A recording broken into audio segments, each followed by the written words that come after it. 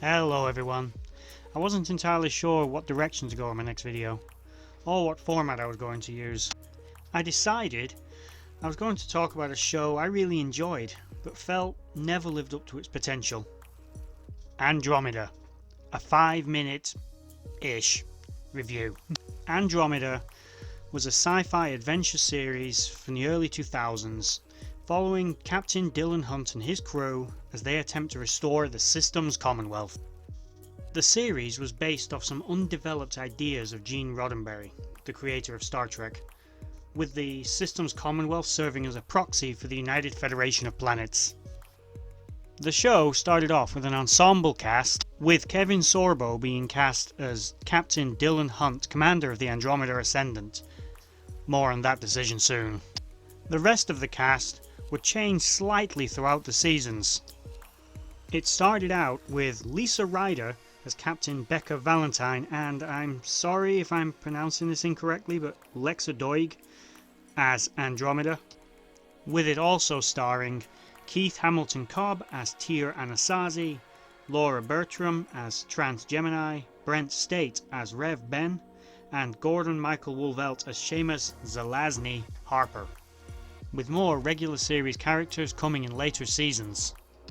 Season 1 started strong, showing the initial outbreak of the Nietzschean uprising and the explanation given for the uprising. Seasons 1 and 2 were engaging, doing a good job at trying to world build. However, towards the end of Season 2, and due to some behind the scenes conflicts and Kevin Sorbo, back to him, the show started to move in a different direction.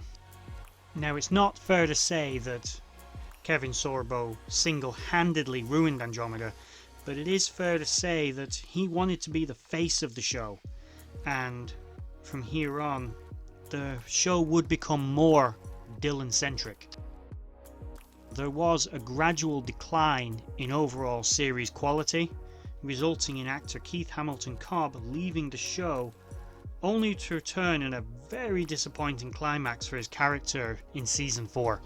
Without spoiling it if you haven't seen it, there was some great storytelling potential in his final story, which was completely wasted due to poor execution, and was a very unsatisfying end to a great character. Each season was enjoyable in different ways. It's just a shame that they abandoned the larger arcing story that they had started in Season 1. By Season 3 instead, favouring more Monster of the Week style episodes, which would usually involve Captain Dylan Hunt riding to the rescue of some planet, ship or organisation, and having some young, attractive woman fall in love with him, only to follow the same basic story in the next episode.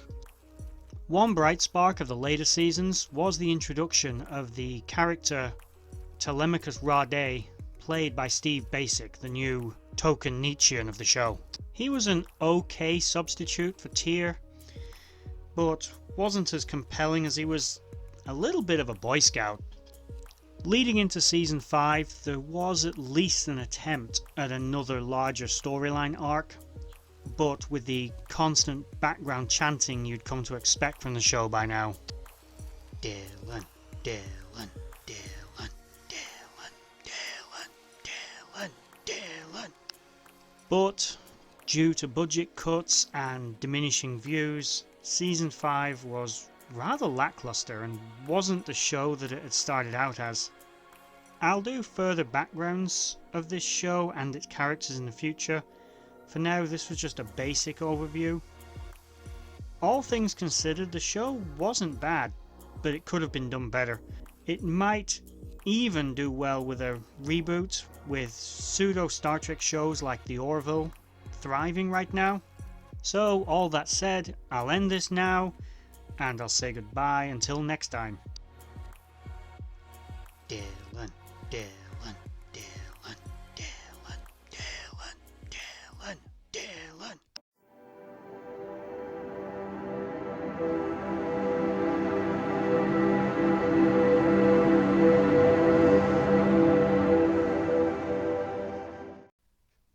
With more regular cast. Laura Bertram as Trent. That's not right.